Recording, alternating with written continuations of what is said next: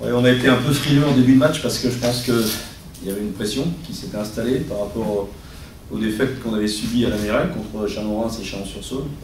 Donc un petit début de match en dents de scie. Malgré ça, on est au score au premier quart-temps. Ce qui veut dire que, bon, on n'est pas à la rue, on n'a pas pris l'eau et on n'a pas de point de retard. Après, on fait un excellent deuxième quart-temps parce que marquant 37 points, ça permet de voir venir à la mi-temps, même si le match est loin d'être terminé. Et on l'a vu, notamment dans le troisième quart-temps, où il y a toujours un peu un syndrome du troisième quart-temps, où l'équipe nous reprend 8 points et on domine moins le match. Et puis heureusement sur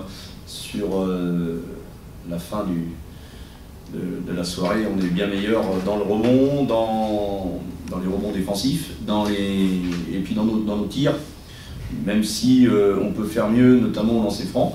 Mais c'est bien ce qu'on a fait ce soir, parce que battre Bourg-en-Bresse, c'est pas une équipe très facile à jouer aujourd'hui. Ce soir, je crois qu'il y a 11 tirs à 3 points. Quand il y a 11 tirs à 3 points dans un match de basket, ça devient plus facile. Ça amène du danger, et puis ça permet d'avoir des espaces à l'intérieur. C'est ce qui s'est passé dans le deuxième quart-temps avec Nicolas Dejon, qui a été très très bien servi, et puis qui nous a amené des paniers faciles, parce qu'il n'y avait pas d'aide possible. Ce qu'on a oublié de faire dans le dernier quart-temps, il aurait fallu sortir un peu plus les balles. Mais voilà, on a fait l'essentiel à ce moment-là du match, et c'est bien pour nous. Ouais, quand il est comme ça, Nico, il est intéressant parce que non seulement il est bien en attaque, mais il est bien aussi en défense. Il nous prend des rebonds, il bouscule un peu le pivot en face, qui l'empêche d'avancer. Donc avec cette dureté défensive, on leur fait faire des tirs difficiles.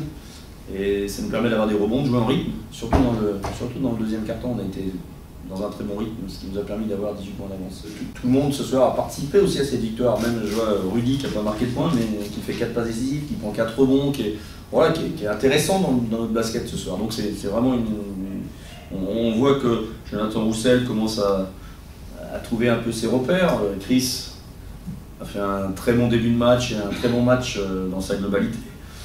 Donc voilà, c'est ce qu'on va rechercher aujourd'hui, c'est que tout le monde soit au top pour aller aborder les 2 prochains matchs qui nous attendent à Rouen et à Pau d'abord et à Rouen. Vous savez, Jonathan, il travaille tellement, il est toujours 1 heure avant aux entraînements, il reste des fois 1 heure après, il veut tellement réussir que automatiquement le travail commence à payer. Et ce soir on l'a vu, mais j'espère que c'est pas que sur ce match-là. En tout cas, il a l'agressivité, il a la niaque, et ça c'est une autre qualité. Quand il ne met pas de points, il fait autre chose. Donc ce soir on l'a plus revu dans son vrai registre de jeu, dans le tir à 3 points, où il nous fait un 3 sur 4. Ça c'est plutôt très bien et c'est bon signe pour la suite.